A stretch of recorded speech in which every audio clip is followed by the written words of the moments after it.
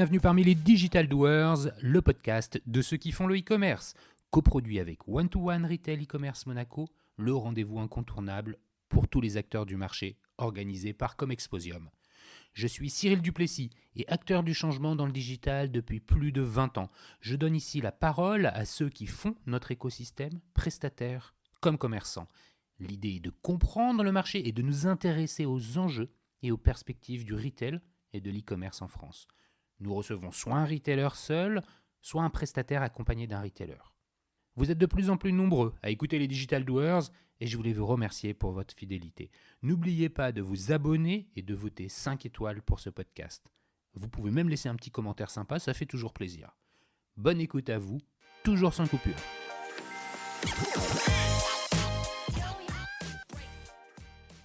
Aujourd'hui, j'ai le plaisir de recevoir Lisa Nakam, DG de Jonac.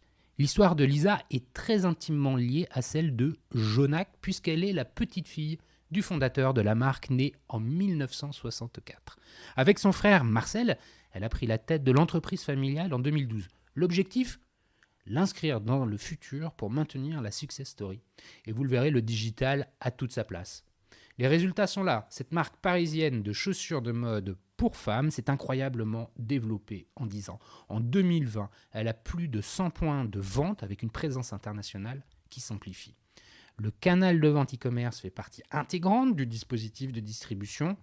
Et je suis certain que vous partagez mon sentiment. Lisa va apporter un regard puissant en tant que marque sur les enjeux et les perspectives marché du retail et de l'e-commerce.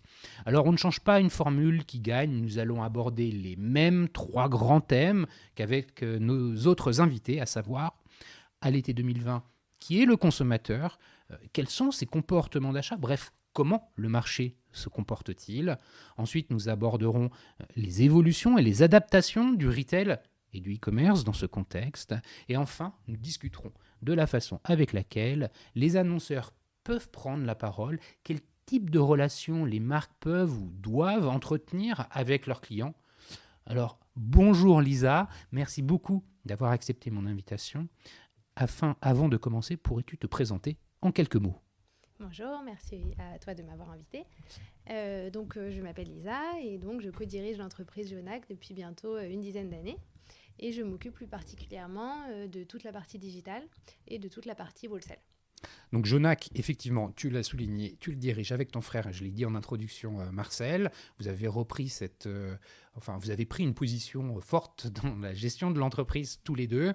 Vous vous répartissez les tâches. Avant qu'on rentre plus sur Jonac, quel est ton parcours avant Jonac ? Est-ce que tu es plutôt ingénieur, plutôt commerce, marketing ? C'est quoi ? Alors, je suis beaucoup plus commerce. Donc, moi, j'ai fait mes études à Dauphine. J'étais spécialisée dans la distribution. Donc, à l'époque, Internet n'existait pas encore comme il existe aujourd'hui. Mais en tout cas, j'étais déjà spécialisée sur les balbutiements de ce qui allait devenir Internet après. Donc, j'ai fait mes études sur un master spécialisé en grande distrib. Donc, c'était des sujets qui me touchaient de près.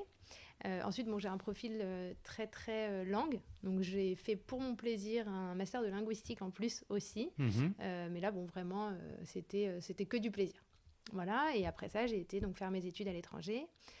D'abord en stage de fin d'année, ensuite embauchée là-bas. Donc, d'abord à New York chez Interparfums, puis à Londres dans le groupe Baume & D'accord.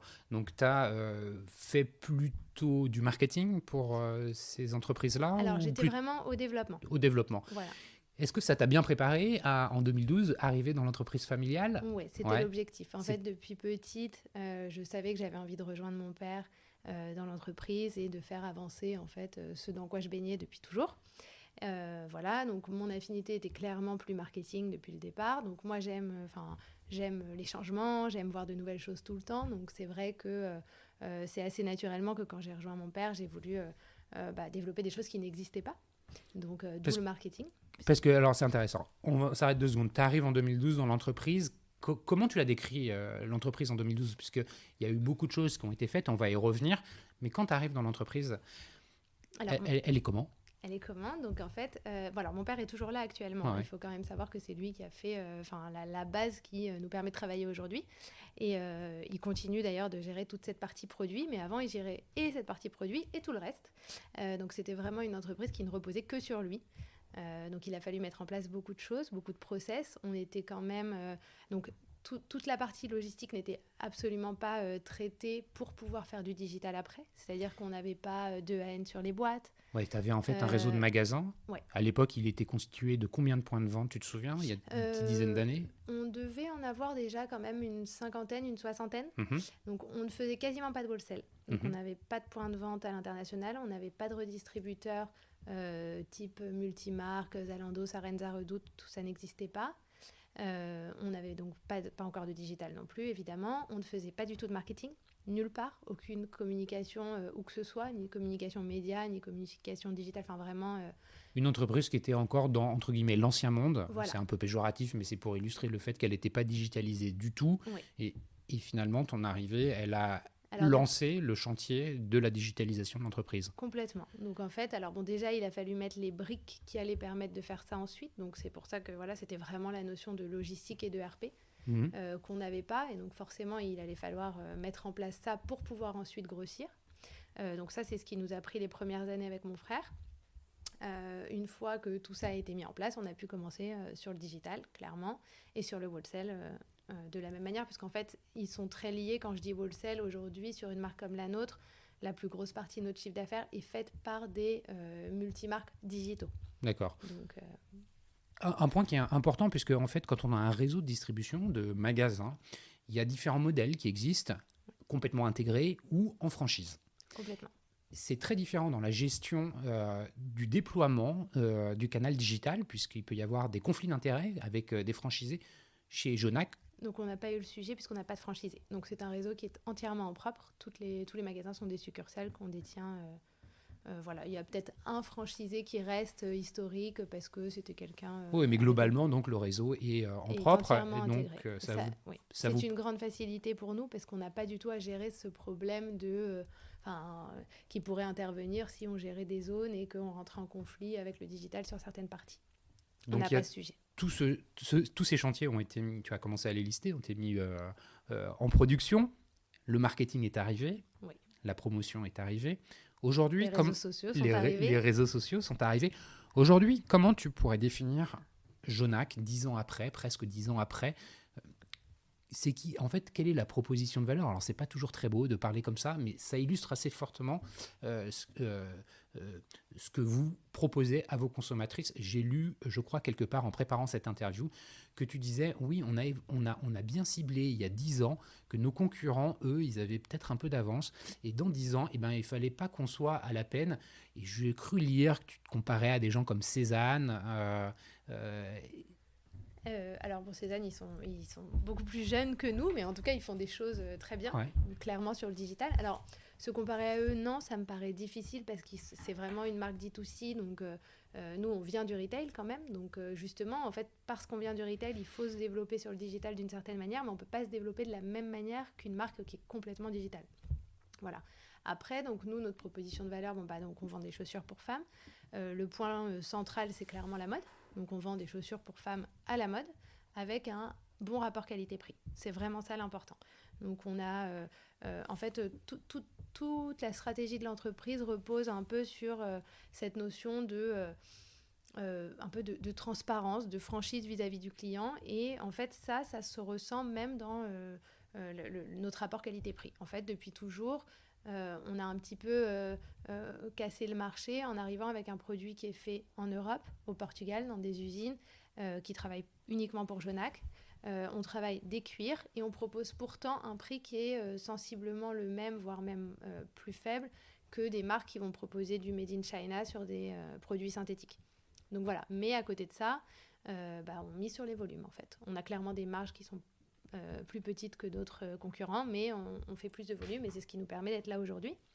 Et c'est ce qui nous a permis d'ailleurs de supporter toutes les successions de crises auxquelles on a eu droit ces 10 dernières années de la meilleure manière et sans avoir à abîmer la marque. Parce qu'en fait, le fait de disposer de cet outil de production fait que on n'est jamais limité par le fait d'avoir énormément de stock derrière, donc besoin de démarquer, donc besoin d'être en promo toute l'année. Tout ça, c'est pas du tout Jonac. Nous, on estime qu'on vend au bon prix toute l'année. Et donc, par conséquent, alors, pour pouvoir faire ça, il faut forcément avoir une notion de stock très, très optimisée. Hein. C'est parce qu'on est capable de produire à 2 semaines nos réassorts et donc de recevoir tout le temps des réassorts réguliers, de ne pas avoir des quantités énormes qui dorment dans des entrepôts et qu'il faut livrer régulièrement. Est-ce que ça veut dire, est-ce que ça sous-entend que finalement, il y a plus de collections aujourd'hui qu'il y a 10 ans? Est-ce que... Oui, alors c'est pas tellement plus de collections, mais c'est des produits plus proches de la mode. C'est-à-dire qu'en fait, dans mon métier, il y a 10 ans, tout le monde avait une collection qui était créée 6 mois avant, qu'on était d'ailleurs capable de proposer en showroom 6 mois avant. Et puis ensuite, on l'a lancée en magasin début août, tu lançais ta collection d'hiver et ça allait être la même jusqu'à la fin de la saison. Nous, on n'est pas du tout sur ce modèle. On est plus proche d'un modèle Zara qui est qu'on lance effectivement une nouvelle collection début août, par exemple, sur l'hiver. Mais en fait, toutes les semaines, tu reviens dans le magasin, toutes les semaines, il va y avoir des nouveautés qui vont être implémentées. Donc on parle de roulement, on parle...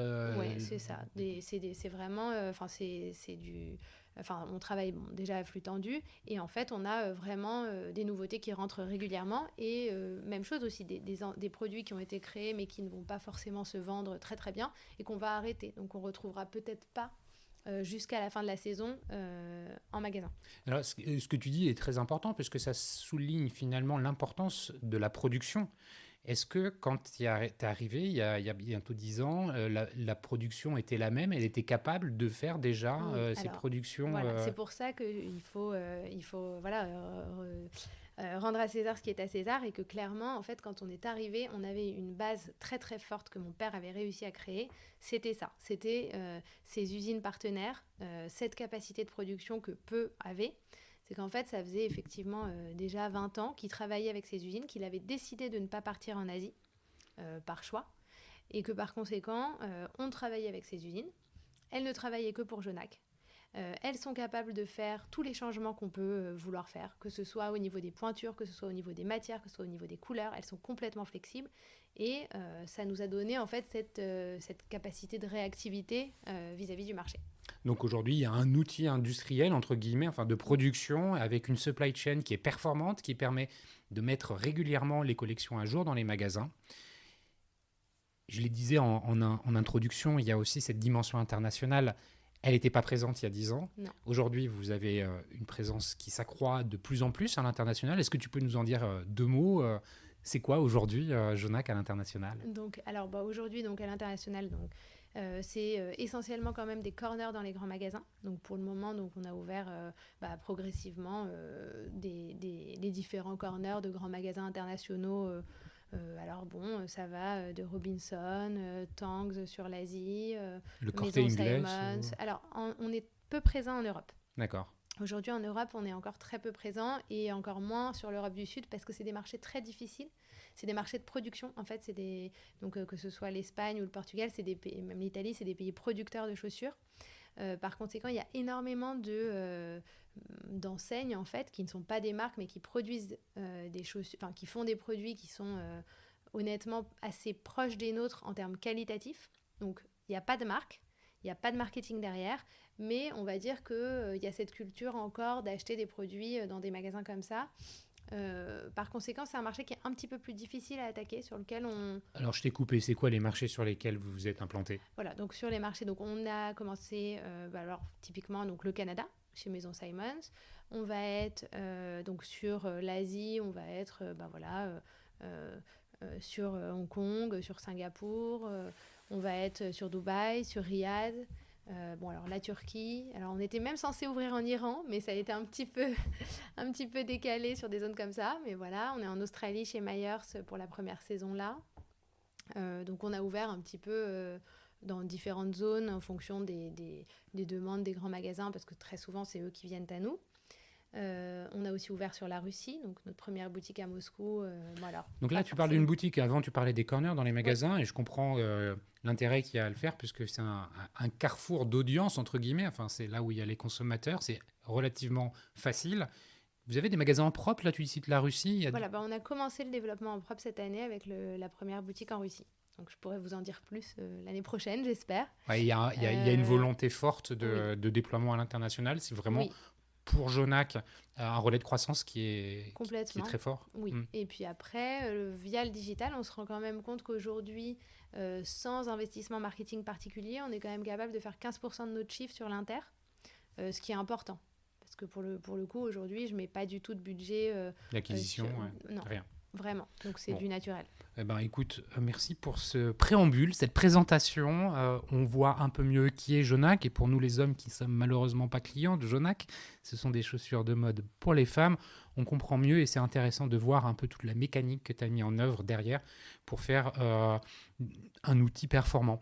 Je te propose qu'on rentre plus sur les 3 thèmes qu'on a évoqués en introduction et au travers desquels tu vas un peu nous livrer ta vision ou des éléments d'analyse. Aujourd'hui, le consommateur post-confinement, je pense qu'on partage tous le constat qu'il est un peu différent. Il est un petit peu différent parce que probablement des tendances qui existaient avant le confinement se sont vues accélérer pendant le confinement.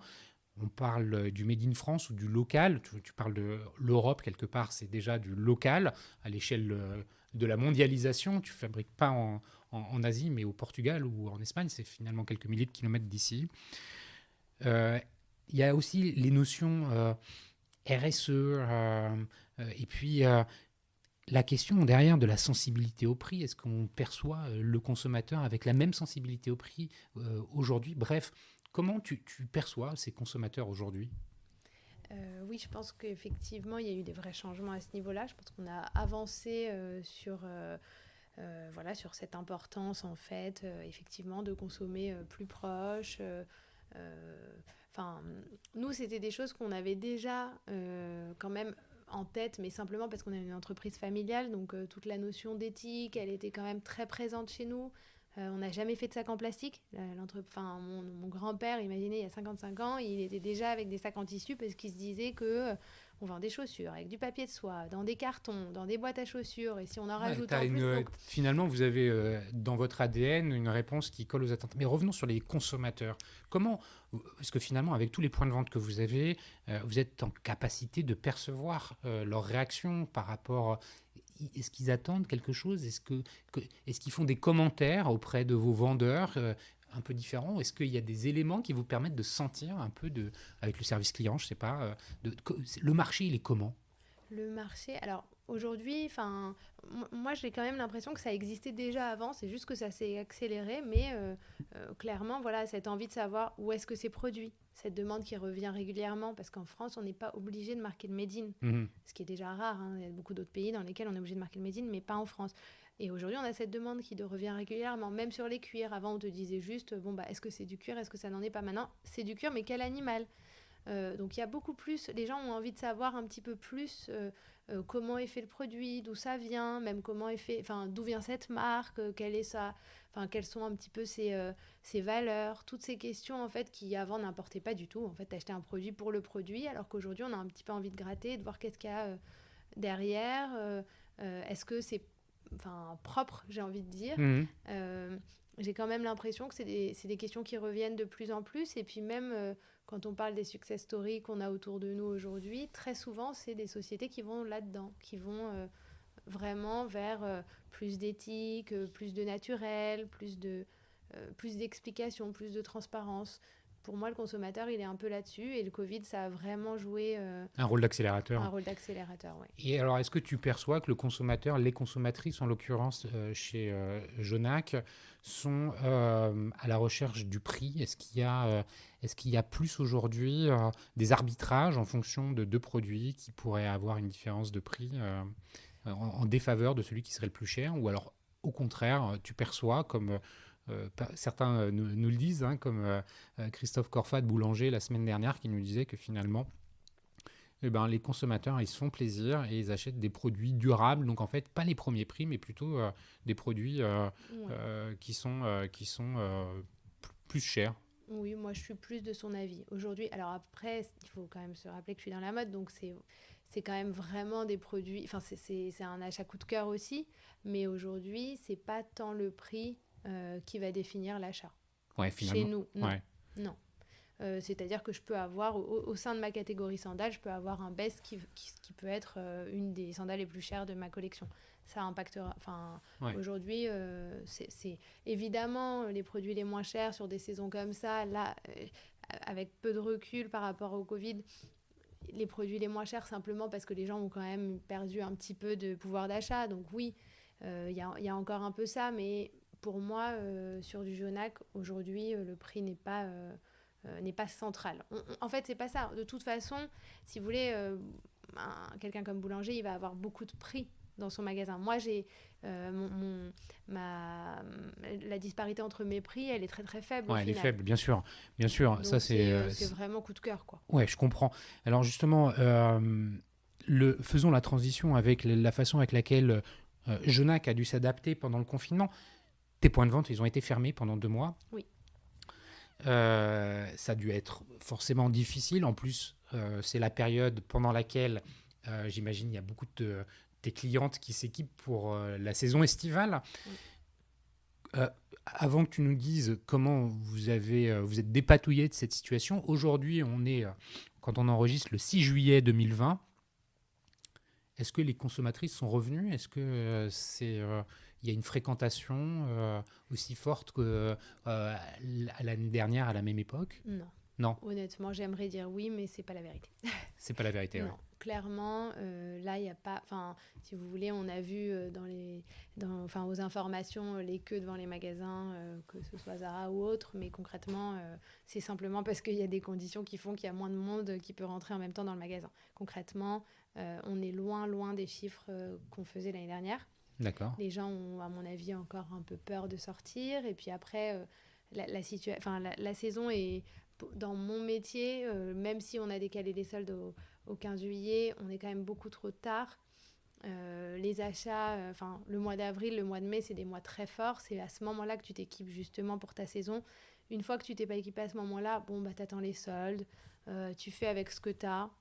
En plus, t'es resté à la maison pendant 2 mois sans chaussures, tu vas pas te ruer dans les magasins. D'accord. Donc ça, c'est la réalité aujourd'hui.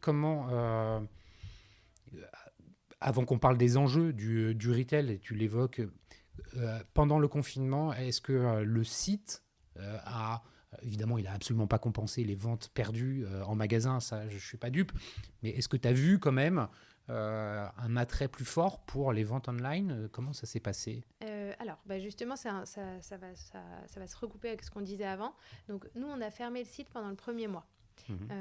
Simplement, logistiquement parlant, on n'était pas capable d'assurer la protection des gens qui travaillaient en entrepôt, donc on ne voulait pas rentrer là-dedans et on a dit, tant pis, on a tous les magasins fermés, on coupe le site aussi et puis voilà. Donc toute la première période, c'était une période où il y avait carrément 0 vente. Voilà. Quand on a réouvert le site, et même pendant la période où on l'a fermé, on a reçu énormément de messages de clientes pour nous féliciter, pour nous remercier d'avoir agi comme ça, pour nous dire qu'ils admiraient le fait qu'on n'ait pas du tout continué à vendre, à commercialiser et pour laisser les gens de la logistique se concentrer sur les produits de première nécessité. Donc justement, ça, c'est ce que je disais, je trouve que tous les messages qu'on a reçus dans ce sens-là, ça montre que les clientes aujourd'hui, elles attendent ça aussi, en fait. Voilà, et quand on a réouvert, clairement, on est sur des croissances très très fortes, donc jusqu'à aujourd'hui. Pour l'instant, ça n'a pas encore diminué, donc ça, c'est le seul bon point. Des croissances très très fortes, ça veut dire que par rapport à la période antérieure... on peut être à 100%. 100%, oui. Oui, ouais. Donc on est vraiment sur des très fortes croissances. Mais ça reste des croissances du web. Du web. Donc, c'est pas le web, c'est un magasin, ça correspond à un point de vente? Plus, ouais. Oui. Aujourd'hui, ça représente quoi, le web? Aujourd'hui, cette année, on va aller chercher les 20% du 20% du chiffre, oui. Même un peu plus. Ouais, donc c'est une super croissance. J'imagine qu'il doit y avoir un peu d'acquisition, parce que finalement, il y a des clientes qui étaient habituées au point de vente, qui par défaut ne pouvaient pas faire autrement que d'aller sur le site internet. Oui, clairement. Il y a tout. Il y a de la fidélisation, il y a de l'acquisition là-dedans. Alors, on est encore aujourd'hui une marque pas forcément extrêmement présente sur la province. Donc, on a aussi beaucoup recruté en dehors de Paris. Voilà. Après, on bénéficie aussi du marché de la chaussure qui ne va pas très bien. Donc, il y a quand même beaucoup de nos concurrents qui sont en liquidation. Donc, voilà. Et aujourd'hui, clairement, le Covid nous a permis de gagner des parts de marché. Bon, tant mieux. Je reviens 2 secondes sur un peu les enjeux du retail. La notion de commerce unifié, l'omnicanalité, c'est un sujet qui est fort. Est-ce qu'il était déjà présent chez Jonac avant le Covid, avant le confinement? C'est quoi les ambitions, tes ambitions en matière de commerce unifié? Et puis d'autres questions autour finalement du rôle du point de vente. Est-ce qu'il se redéfinit un peu mécaniquement? Est-ce qu'il y a plus un rôle de showroom? Est-ce qu'il y a un rôle de conseil qui va lui être plus assigné? Est-ce que il joue un rôle dans la supply chain? Comment vous faites chez Jonac? Alors donc là, on est en plein dans le mille des sujets qui nous animent depuis 2 ans. Voilà, donc clairement, alors tout ce qui est omnicanal, c'est archi central. Donc nous, on avait déjà commencé à mettre en place ces projets. Donc, alors il y a plein de briques dans ces projets. Donc il y avait déjà une première partie qui était de centraliser mon stock parce que historiquement, j'avais pour Internet un stock dédié. Donc aujourd'hui, on a un stock qui est un stock centralisé. Donc je peux livrer une paire qui est à l'entrepôt sur le web. Elle n'a pas besoin d'être dédiée au magasin Internet. Donc ça, c'était déjà une première brique. Ensuite, il y a toute la brique magasin. Et donc là, pour le coup, c'est être capable de livrer à partir du point de vente une commande du web, mais aussi à partir d'un point de vente un autre magasin. Et alors donc il y a la partie click and collect, la partie réservation, la partie ship from store. En fait, toute cette accumulation de techniques qui vont nous permettre de dire que y a une cliente qui est rentrée dans le magasin ou bien une cliente qui est arrivée sur ton site. À partir du moment où elle veut une paire de chaussures qui est dans le réseau, tu peux la livrer où que ce soit, à partir de où que ce soit. Donc il y a eu un gros travail qui a été fait sur l'OMS. Oui, complètement. Donc là, alors, le lancement est imminent chez nous parce qu'il y a certaines briques qui ne sont pas encore lancées aujourd'hui. Mais donc là, on a dû... c'est un OMS effectivement qui va définir qui prend la commande quand elle vient de tel endroit et où est-ce qu'on l'envoie, quels sont les délais de réponse des magasins. Donc là aussi, il va y avoir toute une notion de formation magasin aussi c'est derrière. Ça, c'était le sujet que je voulais voir avec toi, puisqu'on parle de la technique, entre guillemets. C'est pas que ce soit facile, mais...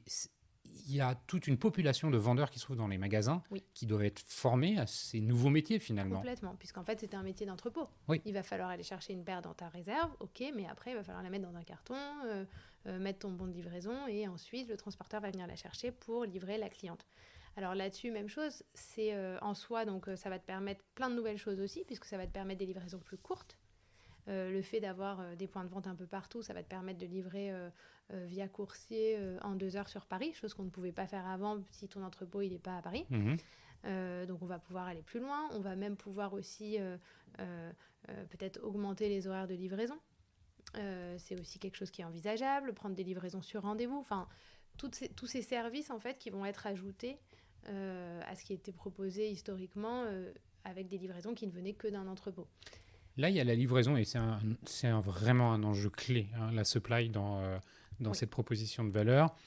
Est-ce que vous avez l'ambition d'aller jusqu'à proposer finalement un parcours un peu sans couture, la consommatrice qui commence son achat en ligne et puis le retrouve en magasin avec le vendeur ou la vendeuse? Oui, donc complètement. En fait, on parle de stock unifié, mais il n'y a pas que le stock qui doit être unifié, le client aussi. Donc tout ça, ça fait partie du même schéma. En fait, c'est vraiment l'unification globale de tout le parcours d'achat client.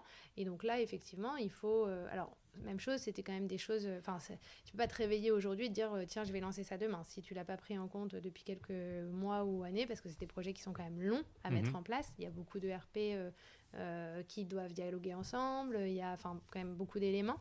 Mais en tout cas, nous, on est là-dessus. Donc, être capable, faire en sorte que ma vendeuse, quand il y a une cliente qui rentre dans le magasin et qu'elle est identifiée, elle puisse avoir l'historique de ce qu'elle a acheté avant, de où elle l'a acheté, de ce qu'elle aime, de ce qu'elle... vous voyez, même des pages qu'elle aurait vues potentiellement sur mon site internet. Et vice-versa, quand on est sur le site internet, d'avoir l'historique de où est-ce que la cliente a acheté, combien elle a acheté, de paires par saison et ensuite toute la partie CRM qui va en découler. Donc ça, c'est central et à mon avis, dans des périodes où justement on va avoir besoin de s'adapter vraiment le mieux possible aux besoins du consommateur, c'est en le connaissant mieux qu'on arrivera à nos fins. Tu devances ma question, ma dernière question, le dernier thème que je voulais évoquer avec toi qui est justement finalement, cette prise de parole avec le consommateur, la façon dont on peut communiquer avec lui. J'imagine que les choses, une fois encore, se sont accélérées. Les tendances de fond, et tu as commencé à l'évoquer quand on parlait du consommateur qui voulait savoir où était produit sa chaussure, sa paire de chaussures. Quelle est la stratégie de Jonac aujourd'hui dans la communication et sa prise de parole, que ce soit sur l'acquisition, que ce soit sur la fidélisation? Tu parlais du CRM, et je pense que le CRM est amené à jouer un rôle de plus en plus fort dans les mois et les années à venir. C'est quoi ta position là-dessus? C'est quoi celle de Jonac?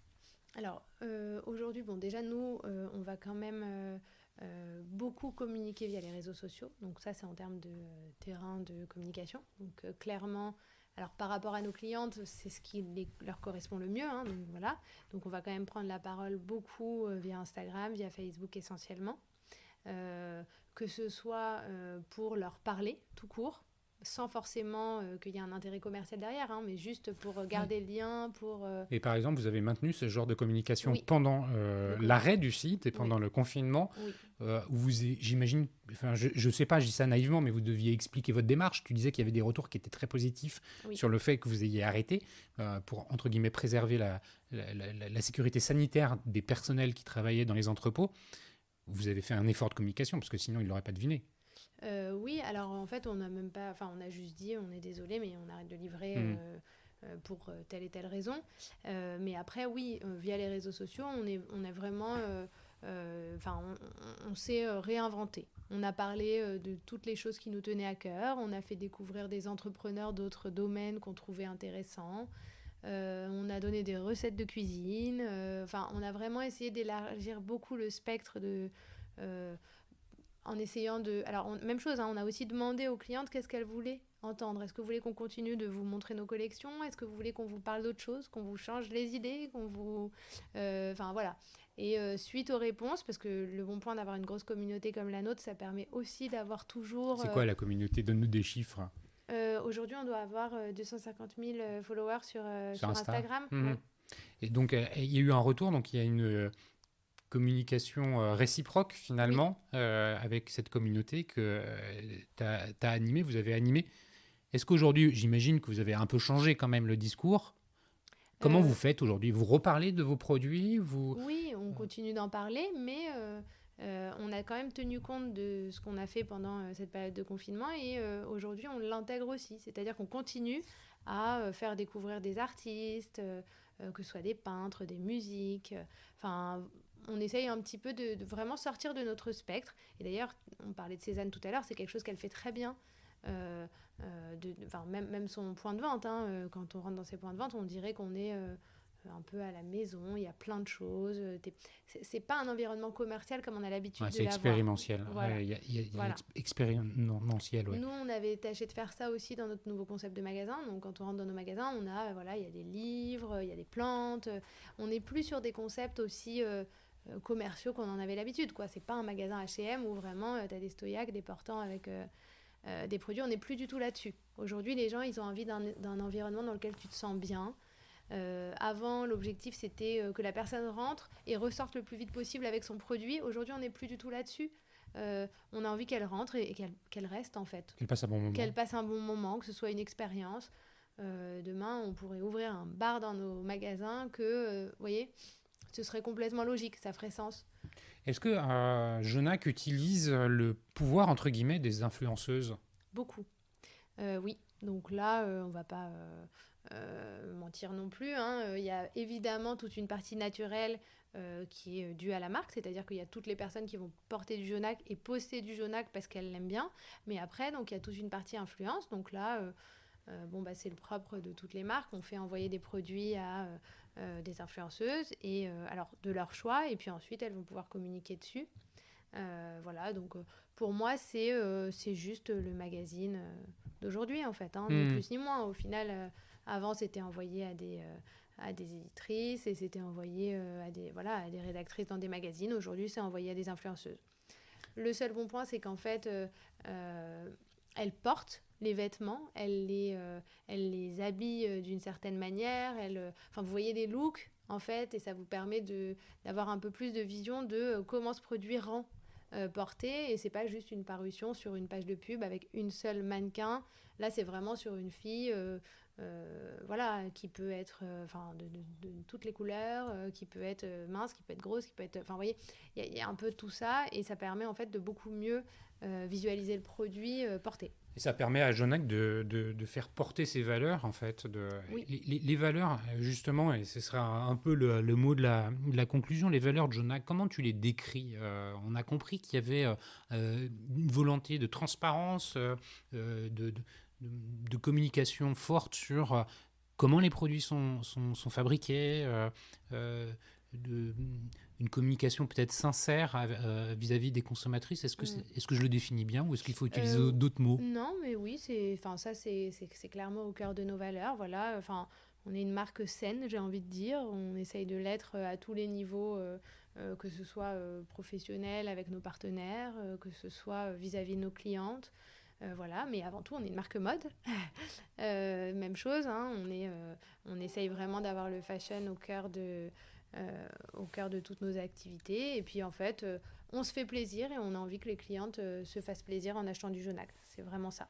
Bon, bah écoute, Lisa, merci 1000 fois d'être venue discuter avec moi de tous ces sujets-là, qui sont passionnants. Je crois qu'on aurait pu maintenir la conversation encore longtemps. Mais déjà, tu nous as livré beaucoup d'éléments très tangibles sur la façon avec laquelle, finalement, une marque, et c'est ce qui est intéressant pour moi, c'est que les marques, c'est différent des distributeurs, parce que là, il y a des enjeux qui sont bien supérieurs. Comment vous pouvez maintenir, développer tout votre écosystème. Donc, merci beaucoup à toi. Merci à Comexposium, l'organisateur de l'événement One-to-One Retail e-commerce de Monaco, pour la coproduction de cet épisode. Et puis merci à vous tous qui écoutez les Digital Doers. N'hésitez pas à le recommander autour de vous. Et si vous souhaitez rentrer en contact avec moi, vous pouvez le faire soit LinkedIn ou le site lesdigitaldoers.com. Au revoir.